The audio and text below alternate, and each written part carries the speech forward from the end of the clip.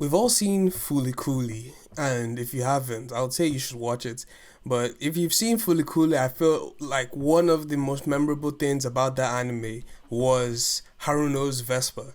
And there's a lot of iconic things in Fooly Cooley itself because, like, come on, it's Fooly Cooley. It's just there's a lot of cool shit in Fooly Cooley, but I kept coming back to the Vespa, that Vespa, because it seemed like it took its own space in the anime where even though a lot of things happen, there's a lot of stuff in that anime, there's a lot of ways of like going around or moving around. Haruno chose the Vespa. Like, I feel like, but from being like an alien, or like from what she is as an alien, you would think should have some other form of transportation, but that Vespa is so essential to her.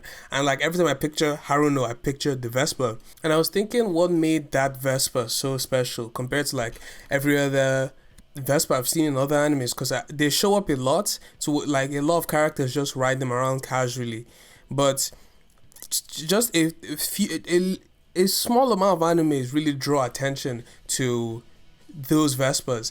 I think another anime that draws a lot of attention to a Vespa-ish vehicle is Michiko to Hatchin.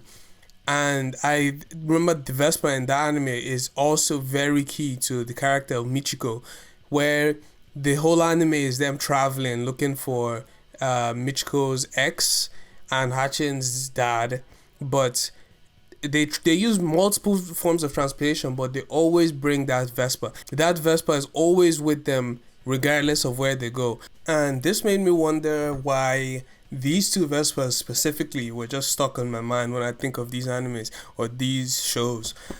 And I came to the conclusion that these Vespas bring a certain factor to the animes, and this factor is the chill factor. and it's like with Fooly Cooley, there's a lot of stuff in Fooly Cooley that could be considered, I guess, chill, but it still drives home a message. And I really like these type of animes where a message is being shown, but you don't really see it until you're done with the anime, or you could see it while you're watching the anime, but it's not one that's really drilled into your mind. Like with Fooly Cooley, we know it's all about finding purpose and growing up, but you don't really get that shoved in your face when you watch it. It's mostly these characters spending their days like doing what they do regularly, and it's being interrupted by a space or a monster, and it's them dealing with that monster. And a lot of the times in those episodes, it's not just the monster fights that are really important. A lot of it is about what the character is dealing with in that episode. Like I remember there's this episode where I couldn't remember her name, but she is dealing with a lot with her dad, and it's just about it was clearly like an allegory for divorced parents and what that does to the child, but it didn't really focus on that. It focused on like how she used her school play to cope with the situation she was in. And at the end of the episode, they still fought a monster. But that's how a lot of the episodes of Fooly Cooley went to me, where there was an underlying issue in that episode and a monster at the end. And by the time you're done with the whole anime, you got the full picture of what the creators were trying to give to you. Okay, where am I going with this? I'm saying a lot of the philosophy, or a lot of the structure of these stories is less of the destination or less of the message that's being shown, and more of the path that's taken to show that, or just it's about the journey, not the destination.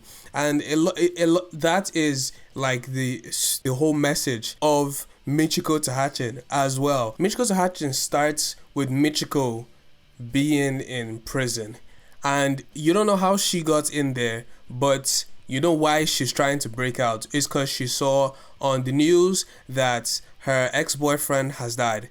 We cut to Hatchin, who is living a terrible house-like life, where it's practically Cinderella, but there's no fairy tale ending to it.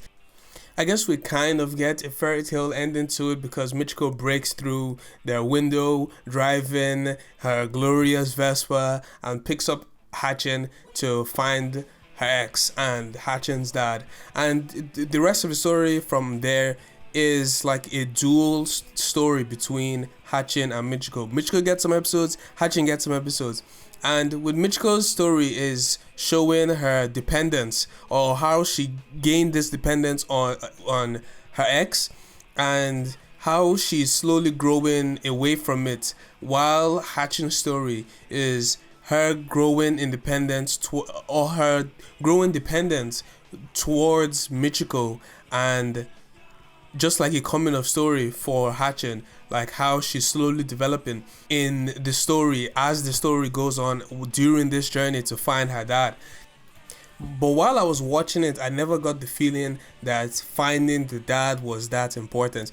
More of it was the dad running away, or actively running away from being found by Michiko, which was like kind of like a running gag in the whole anime, where it's like he never really seemed to want to find her as much as she wanted to find him, and how it was so obvious that his death was faked. But I think Michiko wanted to find him more than Hatchin did. Hatchin really just wanted to live the rest of her life with Michiko as like her surrogate mom. This is your dad.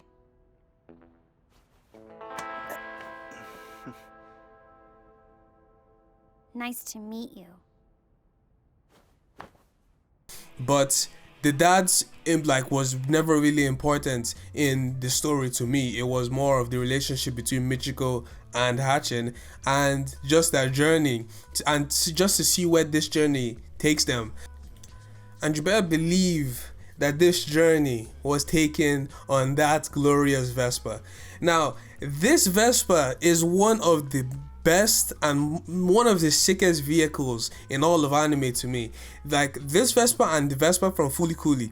I didn't know a lot about Vespas before watching either of these animes, and I didn't really know much of Vespas after I finished watching Fooly Cooly. But when I finished watching Michiko and Hatchin, I started looking more and more into Vespas and wanting to get one for myself, which is not gonna happen anytime in the future, because the Vespas that these ones are modeled off of are very old and are very difficult to get because of the price that they come at.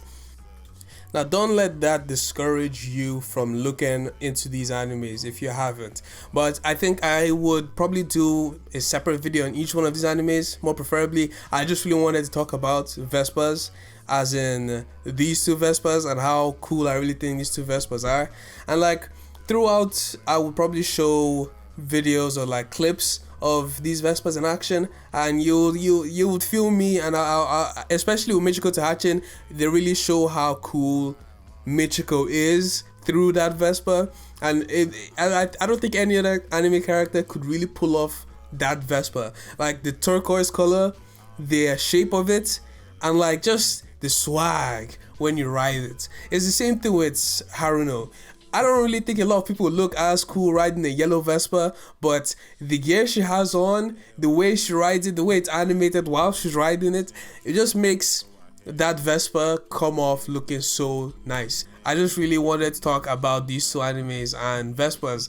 Now, I don't really think there's much connection between these two and animes. If anything, there's more of a connection between Michiko and Hatchin and anything from Shinichiro Watanabe, mainly Samurai Champloo, in they're looking for someone, and it's the anime is mostly about the journey to find that person, and find the person is the end game. And guess what, Shinichiro Watanabe has credits in Michiko to Hatchin. He was the music producer, but I don't really think he would have had much to do with the story. It was created by Sayo Yamamoto. I haven't really seen a lot of stuff from this person, but I really like what it is. I know it is heavily based by their experience going to Brazil. I know they did have a lot of credits, I believe, in Shinichiro Watanabe's previous work, and I would like to look more into some of that stuff. I will look into some of that stuff, and I'll put up some things that I think are interesting on screen, and I guess enjoy the B-roll footage. But yeah, Vespa's cool, Fully Coolly, cool. Michiko to Hatchin, cool.